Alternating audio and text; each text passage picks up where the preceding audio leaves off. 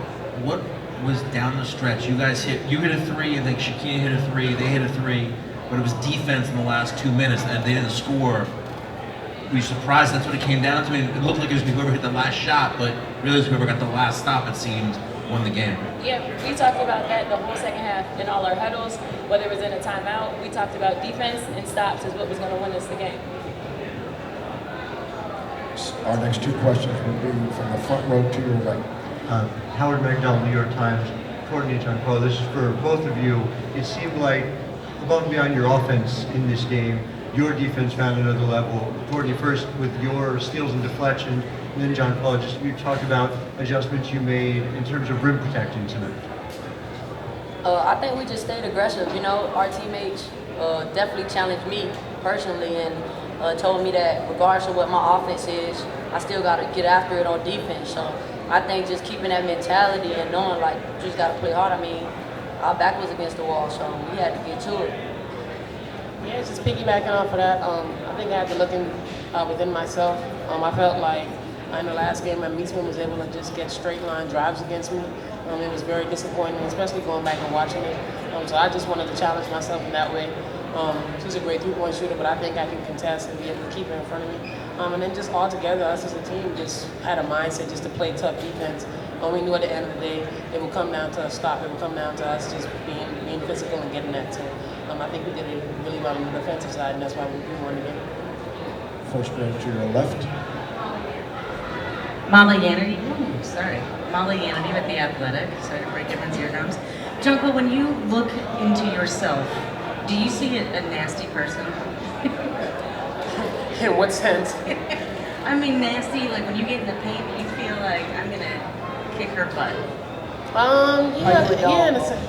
That's I am a dog, but I feel like, I feel like it's my job to just go in there and change the game with my rebounds, being physical inside the post. I felt like the last game, they were able to keep me off the boards because they were holding me down. So I just had to shove back. I was waiting on the refs to call something, and they weren't calling it, so I had to get physical too, and that's how it is. When she is like that, when she gets in that mode, how do you guys feel? I told her at halftime, I said, Jay, I don't care what they doing to you. I don't care how physical they are. I don't care if they beating you up. Stay doing what you're doing because that's huge.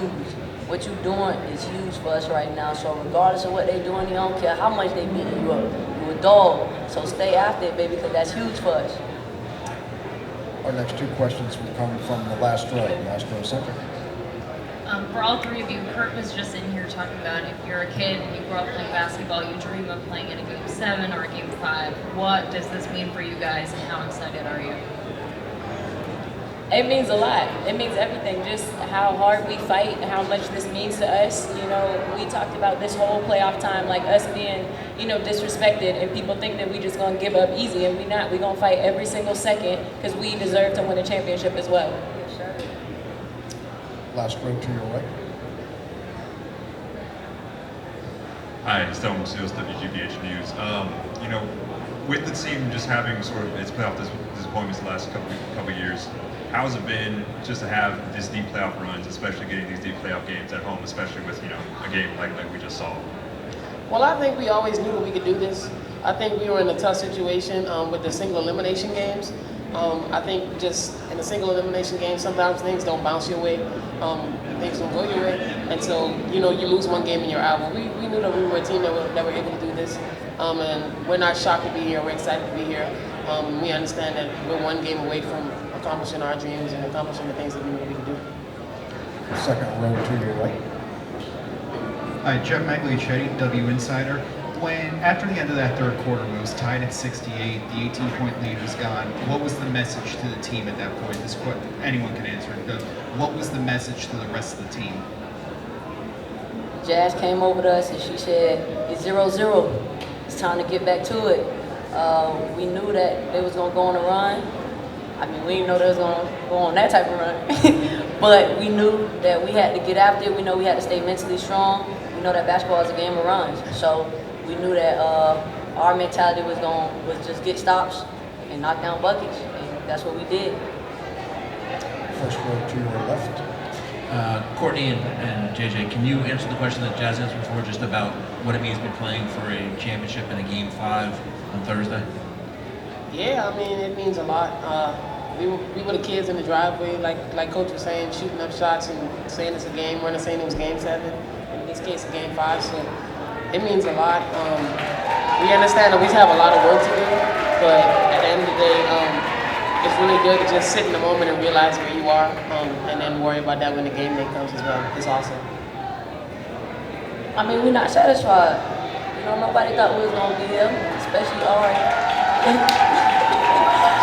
You know, she thought we was gonna go out in the semis, but you know, we keep that chip on our shoulder. We keep that chip on our shoulder. We know that we're the only ones that knew we was gonna be here, other than my daddy back there and the parents, the lovely parents. So we keep that chip on our shoulder, and we know that what we could do, and now it's time to go get one in DC. Last question will be standing to your left. Hi, over here.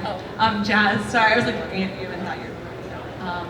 Can you just tell me what you think what's it going to come down to in Game 5? You guys obviously are two very evenly matched teams that both show that you can throw the first punch, that you can be aggressive, that you can knock down shots. Game 5 with all the chips being out there, what's it going to come down to? I mean, our teams are very evenly matched. Both coaches, both staff, they're putting together great game plans. So we're playing good basketball on both sides. So it's going to come down to the little things. Who wants it more? Who's going to sacrifice their body? Who's going to, be willing to leave it all out there no matter what? And, we playing with a roster of 12 people that we know we can throw in there, and everybody is ready to play. So it's just going to come down to us staying together as a team and fighting to the end.